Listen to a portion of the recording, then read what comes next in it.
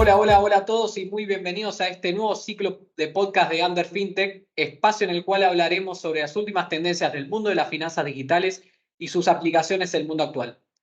En el episodio de hoy estamos junto a Federico Burrone, que es el CEO, founder en Lirium, y quien les habla, Jonathan Prieto, Content Manager en Under FinTech. Sin más preámbulo, le vamos a dar paso a Fede con el ciclo de preguntas que nos va a acompañar el día de hoy y el tópico de la semana, que es específicamente criptomonedas y regulación y cómo están evolucionando las leyes para adaptarse a esta tecnología. Pero primero de todo, como abrimos siempre el espacio, Fede, yo te quiero preguntar, ¿quién es Federico Murrone? Y la pregunta sagrada de este espacio, porfa, que nos cuentes cuál fue tu primer computadora y dónde te considerás más friki. Bueno, Federico Murrone, yo tengo 49 años, empecé en todo lo que tiene que ver, bueno, está muy vinculado a esa pregunta, ¿cuál fue mi primera computadora? Mi primera computadora fue una TS 2068, una Time Sinclair que le tenías que poner el cartridge para emular la Spectrum 48K, porque los jueguitos y todo venían para Spectrum. A mí, ¿qué edad tendría cuando me regalaron esa computadora? 9, 10 años, ponele, tercer grado, cuarto grado. Para mí fue una relación que me marcó, ¿viste? Yo inmediatamente me metí en todo ese mundo. Me acuerdo que compré una revista llamada Micro Hobby, creo que se compraba una revista española que llegaba semanal, que llegaba los sábados a Buenos Aires, iba al kiosco el sábado de la mañana a tratar de conseguir Micro Hobby, que tenía como una reseña de los nuevos juegos, pero también ahí me empecé a meter con el tema de la programación, me compré un libro de Basic para la Spectrum, que casualmente la otra vez que tuve en lo de mis viejos lo encontré y me lo traje ahora para casa. Y después programar en Assembler, que era un Z80, el procesador de esa computadora, y creo que ahí me fui metiendo muy, muy en todo eh, ese palo que tiene que ver con la programación, las computadoras, etcétera, y eso me fue definiendo. Para mí esa computadora es lo que recuerdo con más cariño y creo que a partir de ahí puedo explicar que desde no sé, de que tengo 20 y pico años, me dediqué a todo lo que se llamó después el mundo fintech. Digamos. En realidad no, mi primer trabajo, si querés, fue en el primer ISP en Argentina, se llamó Internet Argentina. Ahí lo conozco a quien fuera mi socio durante muchísimos años, Wences Casares. Era el primer proveedor de Internet en Argentina, esto estoy hablando del año 94. Y dábamos básicamente servicios de conexión a Internet, dial-up, en ese momento, a través de unos modems, todo muy artesanal. Ahí fui también descubriendo todo este mundo de Internet. Y después sí empezar a enfocarnos en todo lo que tenía que ver con esa intersección entre el mundo de las finanzas y la tecnología, lo que luego se llamó fintech, digamos. Arrancamos en el año 97 un proyecto que fue bien conocido en esos años en Latinoamérica, como Patagon.com, que consistía en armar bancos en distintos países en Latinoamérica. Ese proyecto fue finalmente comprado por el Banco Santander en el año 2000, luego no sobrevivió a la debacle de las .com del año 2001, pero siempre nos quedamos en ese espacio hicimos varios proyectos, un poco más ya con una estructura donde conseguíamos capital en Silicon Valley, pero siempre el, el- el- el- el, la capacidad del trabajo, de la calidad humana que conseguíamos en Latinoamérica, en Argentina en particular, pero en realidad en toda Latinoamérica, en lo que tiene que ver con los ingenieros, etcétera. Ahí hicimos un proyecto llamado Big Nation, después Lemon Wallet, no tiene nada que ver con el Lemon Cash actual. Y finalmente descubrimos cripto, que en ese momento era Bitcoin, digamos, en el año 2010, me acuerdo. Estamos haciendo este proyecto de Lemon Wallet, que básicamente era una billetera electrónica para pagos en comercios, etcétera. Y nosotros ahí descubrimos, ya estaba circulando hace unos meses, pero nosotros descubrimos en ese momento, en el año 2010, el paper de Satoshi Nakamoto, y a mí siempre digo lo mismo, me encantaría decir que lo leí y me enamoré a primera vista, me ocurrió diametralmente lo opuesto. En realidad lo leí y me generó una sensación de rechazo. Creo que después con el diario del lunes tiene sentido esa reacción inicial, porque es tan contraintuitivo que uno, su primera reacción natural es a su mecanismo de defensa. Es decir, esto está mal. Lo que yo creo y lo que vengo creyendo hace tantos años es lo que está bien. Todo esto que dice acá, esto está todo mal. Pero un bichito pica, y entonces empezamos a intercambiar. Aparecía un paper, aparecía una noticia, aparecía una cosa, aparecía un poquito más de profundizar en la investigación acerca del Bitcoin, que ya estaba ahí circulando desde el año 2009 en algunas computadoras blockchain. Y cada vez que te metías más en el detalle era cada vez más interesante y cada vez más profundo. Y para un tipo que venía del mundo de la startup, donde todo por afuera brilla, pero rascas un poquito y empiezan a aparecer las cosas más que le falta sustento, esto era lo opuesto. Esto era por afuera, la primera reacción es, no, ¿qué me estás diciendo? Esto es cualquier cosa. Empezás a rascar un poquito, empezás a indagar un poquito más adentro y hay cada vez más sustancia y es cada vez más interesante. Todo eso fue un proceso que nos llevó más de 2 años, de 2010 al 2012, 2013, hasta que decidimos en ese momento, bien, pero fue un proceso cada vez más intenso, según lo recuerdo. Al principio era intercambiar algunos papers, algunos mails, alguna información, después con cada vez más frecuencia, con cada vez más interés, participar en los meetups, etcétera, que ya empezaban a existir, y terminamos tomando la decisión de vender Lemon Wallet para fundar Lirium, Xapo, en este momento. Xapo sigue siendo hoy por hoy, es una de las billeteras de cripto más importantes a nivel global. La fundamos, yo soy cofundador de Xapo junto con Wences Casares, la fundamos en el año 2013 y como parte de este desarrollo interno de darnos cuenta que, bueno, mira, todo lo que hicimos hasta ahora es como el precalentamiento. Acá es el espacio donde tenemos que jugar y en el año 2013 fundamos esa billetera. Yo fui el COO de Xapo hasta que fundé Lirium en el año 2020. Xapo llegó a ser el mayor custodio a nivel global de cripto para el año 2018, que ese vertical en particular se vendió a Coinbase, que era el negocio institucional. Tiene mucho que ver con la orientación que me decías de darle a este podcast. ¿Por qué? Porque desde el primer día nosotros es un elemento de diseño en cripto decidir si vas a desarrollar tu negocio dentro del espacio regulado o no regulado, ¿no? A diferencia de un banco, yo no puedo hacer un banco y decidir no estar regulado. No es una decisión, no es un elemento de diseño. En cripto sí.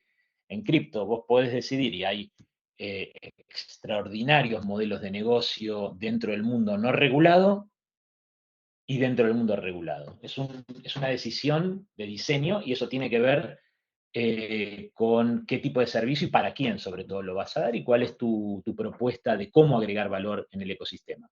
Hay muchas formas de agregar valor en el ecosistema, algunas requieren o para algunas es necesario que un regulador esté controlando las prácticas que se establecen y para otras no es necesario. Nosotros desde el primer momento en Xapo decidimos participar dentro del mundo regulado. En ese momento no había regulación de cripto. Nuestros primeros años es una peregrinación, si querés, buscando, que es muy loco, porque buscando quién nos regule. Nadie nos quiere regular, nosotros queremos que nos controlen.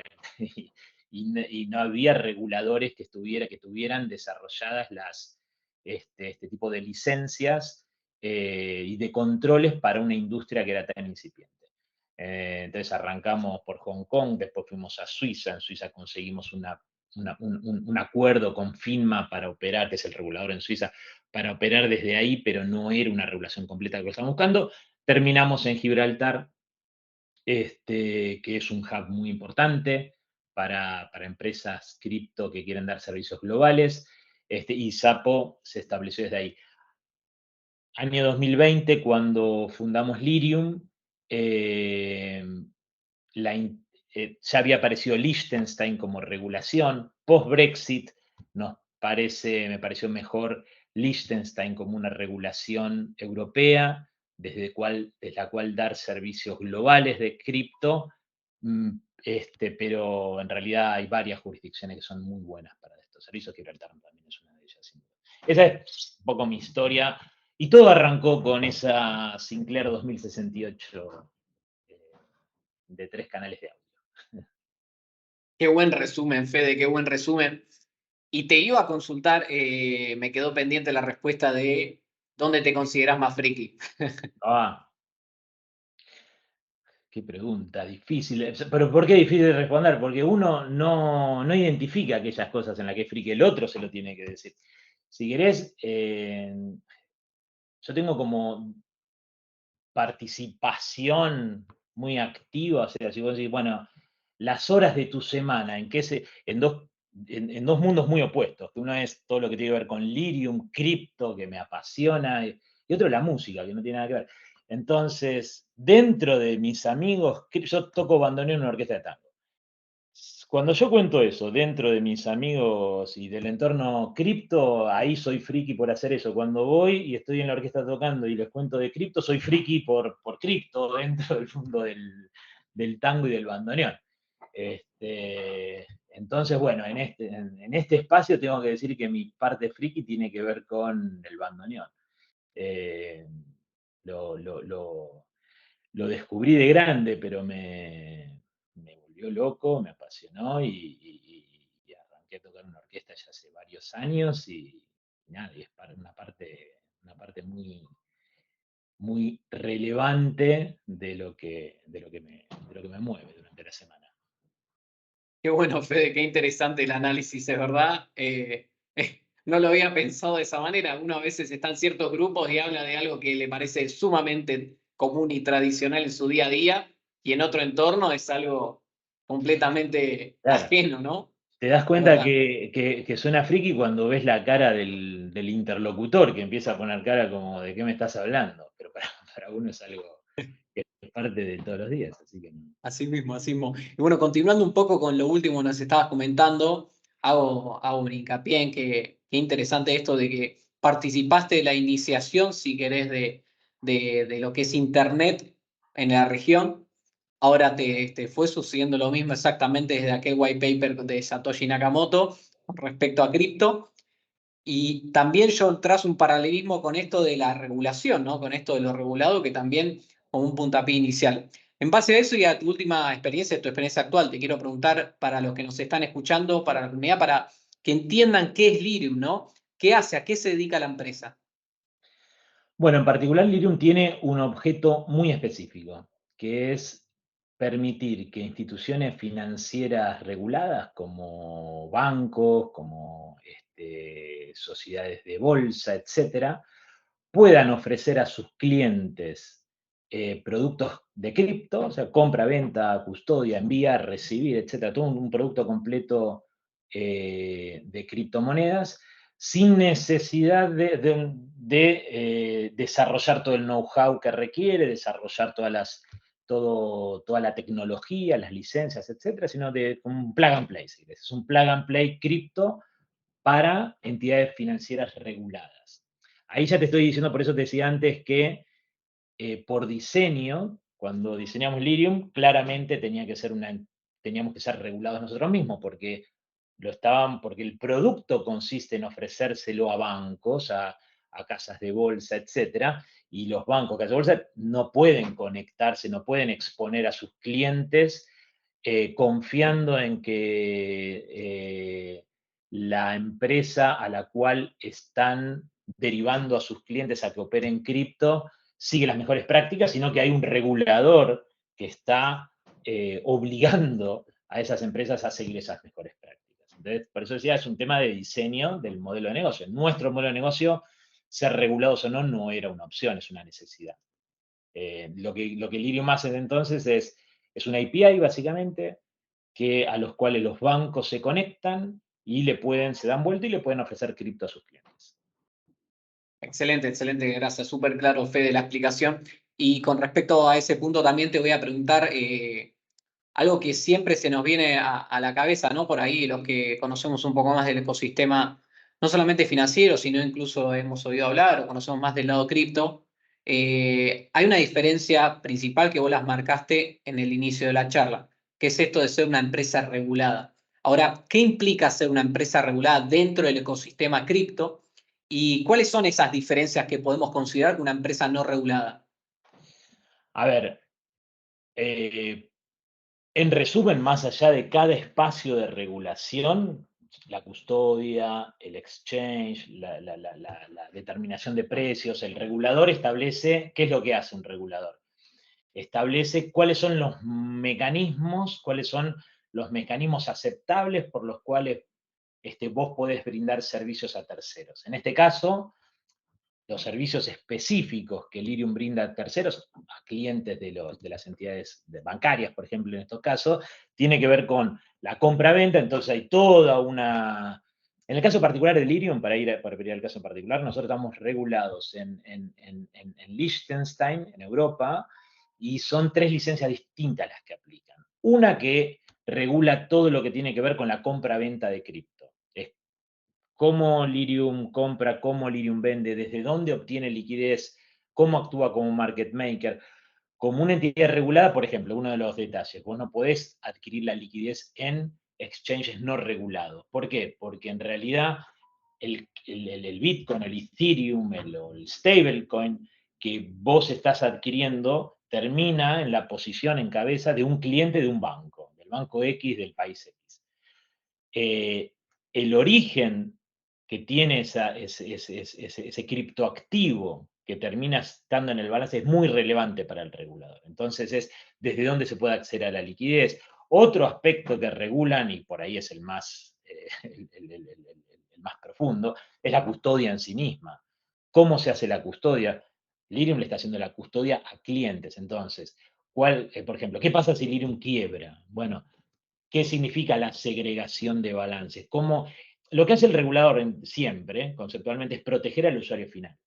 Entonces, el rol del regulador es cómo establece prácticas que inmunizan al usuario final de cualquier problema que pueda tener quien le esté prestando servicio. En este caso, servicios cripto Lirium. ¿Qué pasa si Lirium quiebra? Entonces, ¿cómo es el mecanismo por el cual el cliente final puede recuperar, puede acceder al activo que Lirium le estaba custodiando, pero que no está en el balance de Lirium, está totalmente segregado de su balance? ¿Cuáles son, desde el punto de vista de la seguridad tecnológica, en cómo se está protegiendo las claves privadas de esos activos que son los que Lirium está custodiando para los clientes finales, etcétera?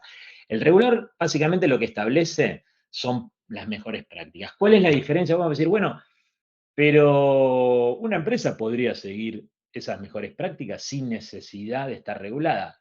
Sin duda podría hacerlo. Voy más allá.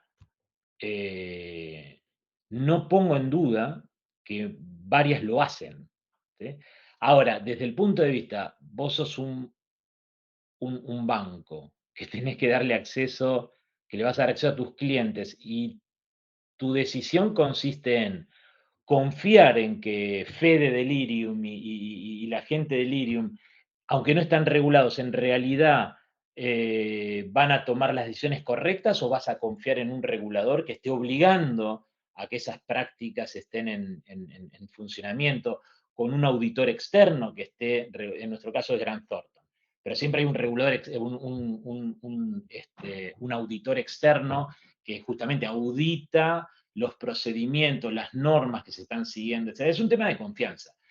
Yo creo que esa es la principal diferencia y obviamente como empresa vos te sometés, al pedir ser regulado, te estás sometiendo a una cantidad de controles de los cuales podrías zafar si querés, pero en realidad, por eso digo que es por diseño, tiene que ver con cuál es tu modelo de negocio.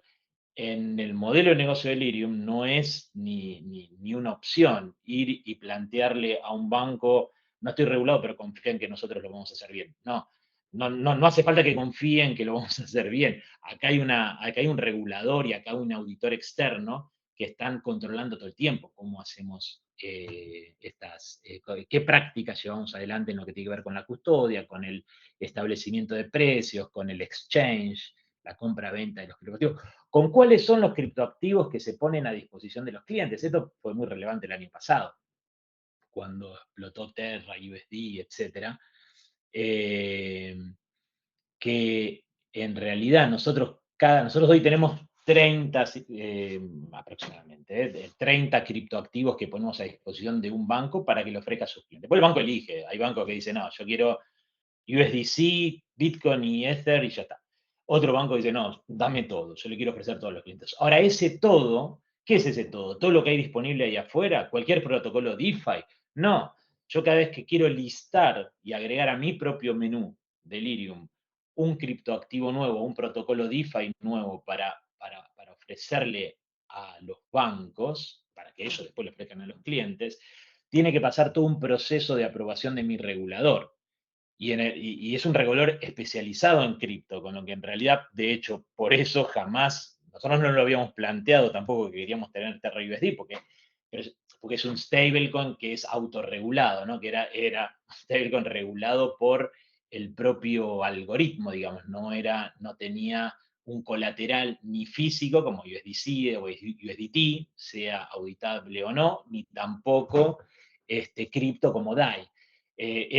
Ahora, nuestro regulador entiende del tema y por eso esto no entra dentro del menú que ustedes pueden ofrecer. Entonces también es una doble protección para que los bancos que se conectan a una entidad que está regulada como Ethereum no tengan que ellos desarrollar ese know-how, ni tampoco depender de nuestro buen juzgamiento de qué productos ofrecer y qué productos no. Hay un tercero especializado, hay un regulador cuyo objeto es proteger al cliente final, y una de las cosas de lo que lo protege es de aquellos criptoactivos que le son ofrecidos, porque el cliente final puede, es más, en la mayoría de los casos no necesita tener un conocimiento demasiado sofisticado de cómo funciona este stablecoin en relación con este otro stablecoin. Nuestro modelo de negocio en particular es dar las garantías a los bancos que no tienen que desarrollar un conocimiento interno como para estar controlando acerca de quién es el que controla cómo se hace la custodia,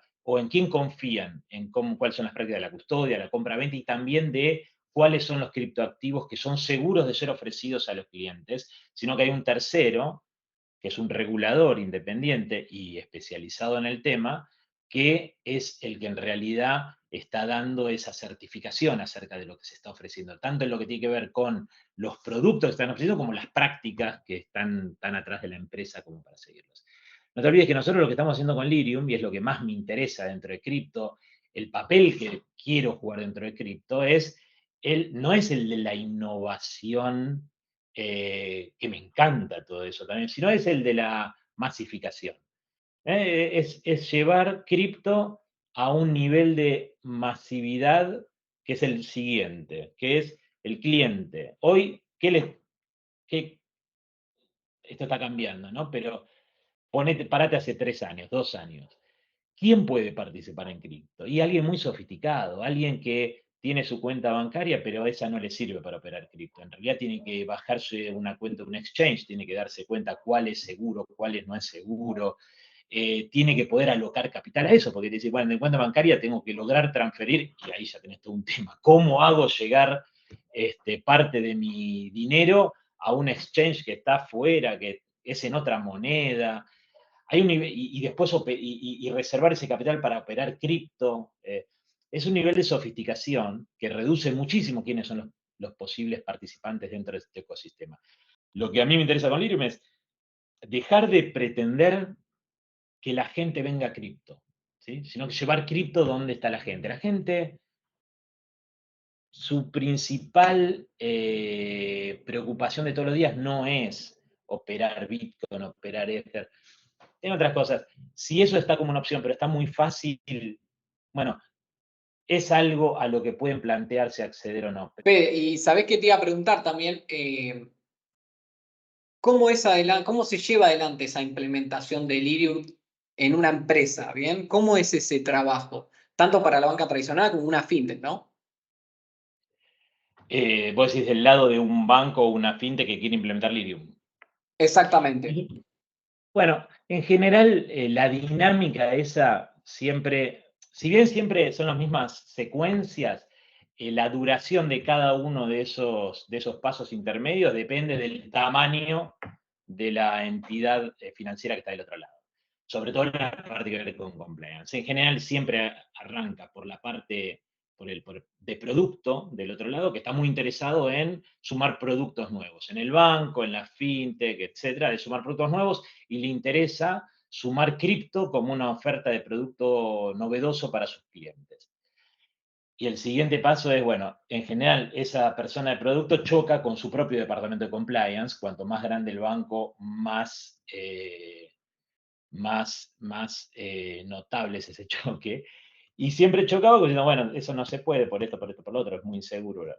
Entonces, en general nosotros pasamos el, toda la primera etapa, la gente de producto ve Lirium y se enamora inmediatamente porque dice, esto es fácil de implementar, no me va a consumir recursos internos.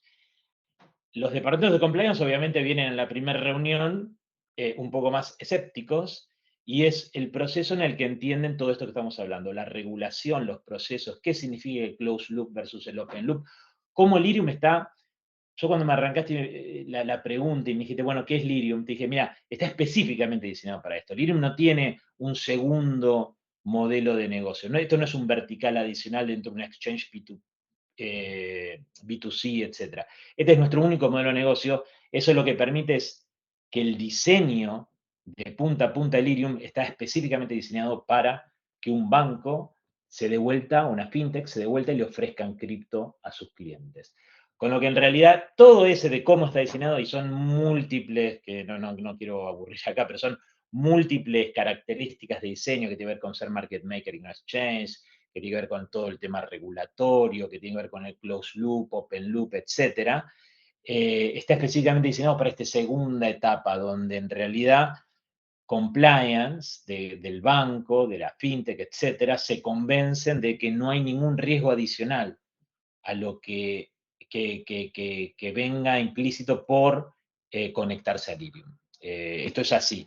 En un banco te llevará 3 meses, en promedio te llevará 3 meses esos idas y vueltas. En una fintech por ahí es mucho más rápido, pero tradicionalmente el paso más relevante es el segundo. El primero es muy fácil, el tercero es muy fácil. El segundo termina siendo muy fácil en el sentido de que tenemos todas las respuestas preparadas, porque son siempre las mismas, pero es el que más tiempo lleva porque son los que, obviamente, y con buen criterio, creo, los que más escépticos llegan a la primera de las reuniones. Ahora, una de las preguntas muy, muy comunes que vemos recurrente, Fede, con respecto al ecosistema, ¿no? Es cómo se están abordando actualmente los desafíos que tienen que ver con la parte regulatoria en relación a ese intercambio de las cripto y las billeteras digitales, ¿no? Sí, bueno, a nivel global, si querés, este es un proceso que arrancó, ponele 2015, por ahí, parcialmente en Estados Unidos, viste que Estados Unidos es por estado.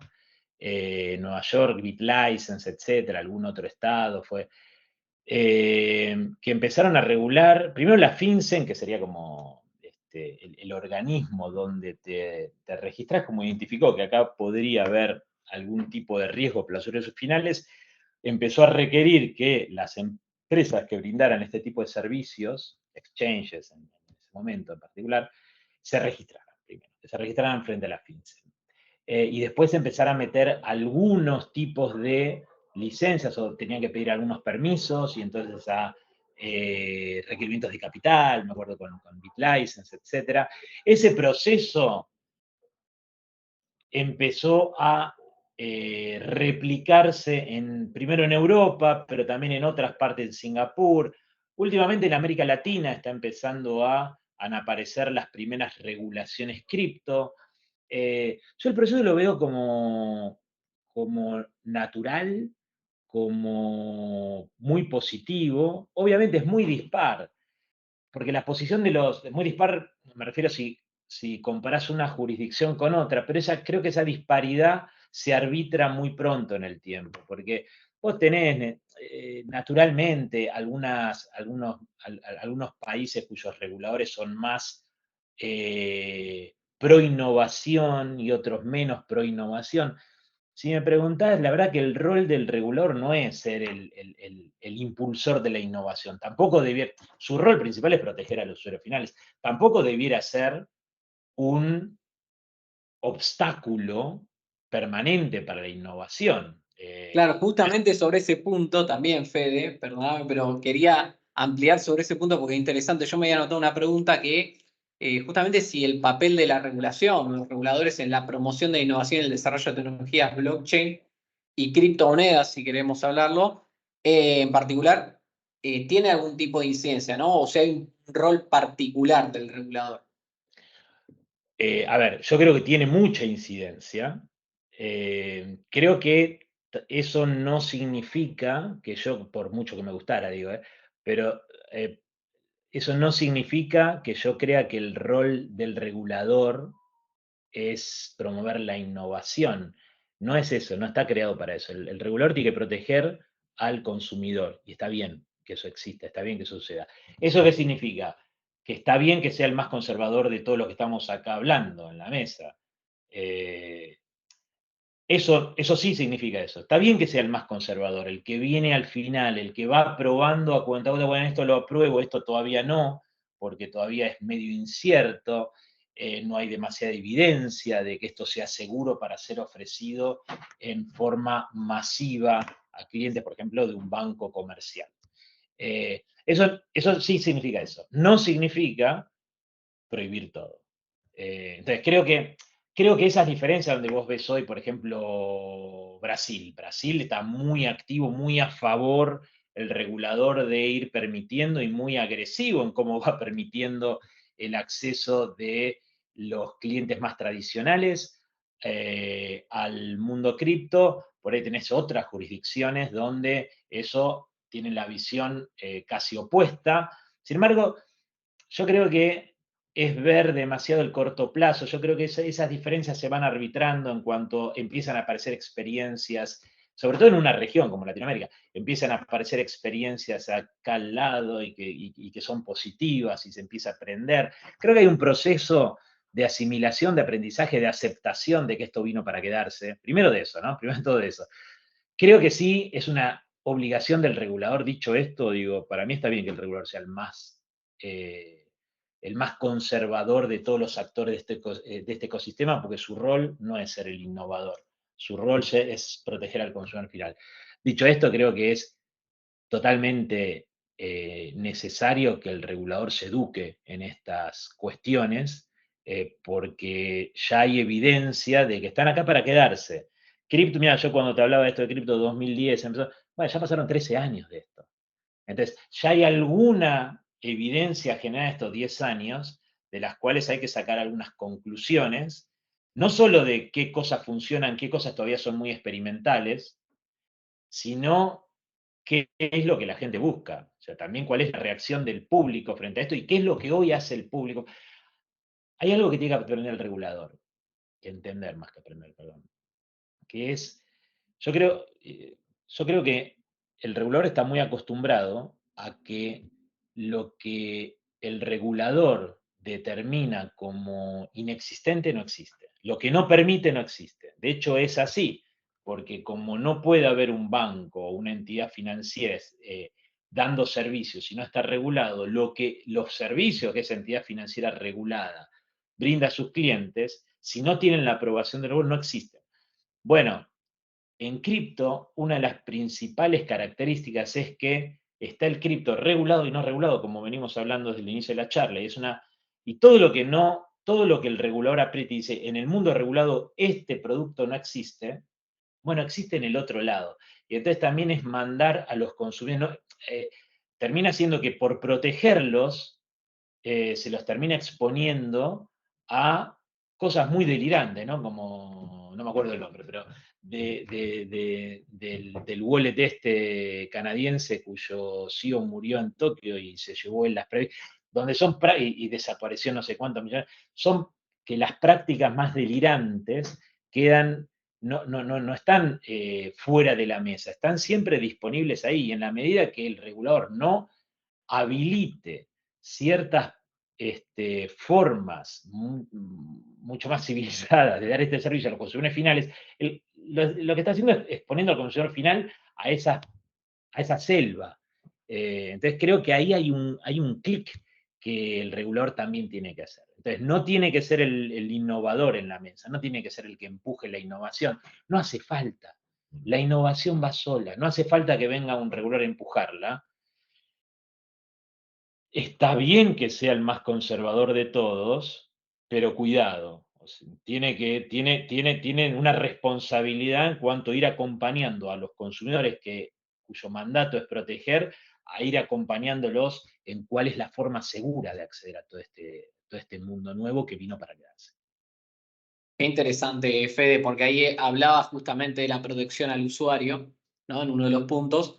Entonces, yo quería preguntarte qué tipo de medidas en base a los regulatorios se está tomando para prevenir y combatir en lo que respecta al fraude y las estafas en el mercado, ¿no? ¿Qué es lo que hoy estamos viendo en todos estos canales digitales?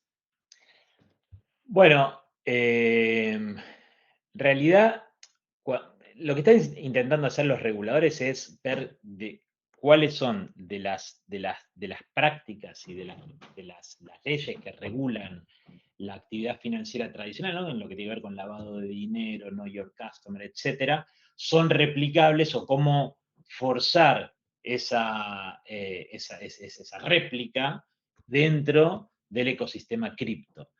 En ese sentido, por ejemplo, en Europa, el año que viene probablemente entra en vigencia MiCA. MiCA es una regulación a nivel continental en Europa por la cual obliga a que cualquier proveedor de servicios, aunque tenga una regulación local, también tenga que someterse a las regulaciones MiCA, e intentan replicar para todo lo que tiene que, algunas o la mayoría de las cuestiones que regulan hoy una transferencia bancaria normal y corriente. Por ejemplo, travel rule. Travel rule significa cuando hay una transferencia de un cliente, de un proveedor de servicios de activos digitales, ¿no? de un Lirium a un Coinbase, suponete. Dos entidades reguladas. Bueno, Coinbase Europa. La información, y es una transferencia que se hace a través del blockchain, que es totalmente anónima, bueno, no. Lo que dicen, bueno, son dos entidades reguladas, entonces también tiene que acompañar la transacción, tiene que acompañar toda la información de cuál es el origen, cuál es el destino, quién es el originante, quién es el destino. ¿Eso qué significa? Entonces, los procedimientos de KYC de los dos lados tienen que tener determinado nivel de profundización, cosa de que la información es certera en cuanto a quién es el originante, quién es el receptor. Es tratar de replicar algunas de las cuestiones que hoy existen en las transacciones del mundo financiero normal, digamos. ¿Sí? Obviamente, cuando vos te vas al blockchain y el blockchain es naturalmente anónimo, entonces existen otras tecnologías para saber si, por ejemplo, estás enviando un activo digital a una dirección que está blacklist o que fue reportada como fraudulenta. Existen los actores, los cipher traces, por ejemplo, existen los actores que se encargan específicamente de dar ese tipo de servicio, ese tipo de información sobre una tecnología como el blockchain, ¿no? Que es totalmente diferente a las transferencias o SWIFT o transferencias bancarias tradicionales. Pero hay mucho que se avanzó en ese sentido. Hay mucho que se avanzó desde el punto de vista de los servicios de empresas que se dedican a este tipo de servicios, entonces el regulador hoy se empieza a apoyar en esos servicios como para tratar de replicar controles que hoy existen del otro lado del mostrador, ¿no? Del lado fiat. Creo que está bueno que tocamos muchos temas, Fede. Tocamos un poco tu historia, tocamos la historia bueno, actual de Delirium, el por qué, cuál es su razón de ser, qué es lo que hacen. Hablamos también de, obviamente, bastante sobre el tema regulatorio, porque creo que en base tecnológica es un gran diferencial de ustedes. Y lo último me gustaría preguntarte, como para también llevarnos una mira hacia el futuro, ¿no? Trabajamos el pasado, el presente, ahora nos toca el futuro, es preguntarte qué oportunidades y desafíos ves desde Delirium a medida que las criptomonedas se vuelven más populares y se integran en esta economía de fintech y en la economía global, ¿no? Mira, yo lo veo más que como una oportunidad esto, ¿no? Vos lo planteás a medida que se van volviendo más tradicionales y se van, perdón, más tradicionales, más populares y van estando a un clic de distancia de cada vez más individuos ahí afuera. Eh, yo más que como una oportunidad lo veo como una responsabilidad. O sea, yo creo que Lirium tiene un papel importante que jugar en ese. Ese es nuestro juego, ese es el juego que queremos jugar. Queremos ser los habilitadores de que cada vez más personas puedan acceder al mundo cripto de una forma segura. Queremos ser los que, junto a otros, obviamente, este es un mundo enorme, pero queremos ser queremos tener un rol importante en justamente que cripto se vuelva más popular. Y cuando digo popular no es nada más un tema cuantitativo, sino un tema cualitativo que sea menos sofisticado, los requerimientos que tiene que haber del otro lado como para hacer como para tener una interacción segura con cripto. Eh, Creo que ahí más, obviamente, la oportunidad que está ahí afuera es que en realidad cripto hoy, hasta ahora, fue solo algo disponible, repitiéndome por lo que dije hace un rato, para los que venían a cripto.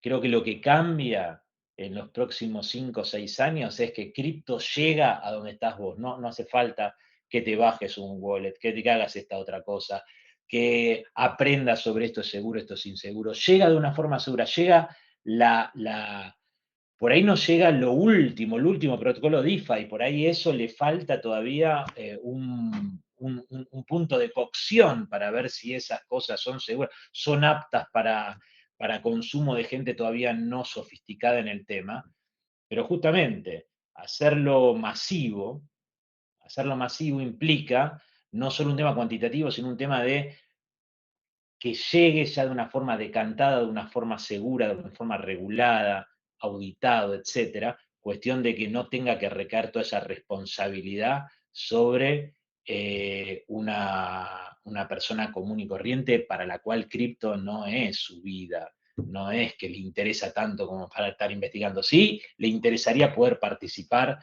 de ese ecosistema porque tiene que hacer una transferencia, porque quiere tener parte de su capital invertido en algo que le interesa dentro de cripto, etcétera, pero no dedicarse a aprender cuál es la forma segura de tener sus claves privadas y qué activo, qué protocolo DeFi, no. Entonces yo creo que hay más que una oportunidad, obviamente la oportunidad es que toda esa gente todavía no puede acceder a cripto, esa es la enorme oportunidad.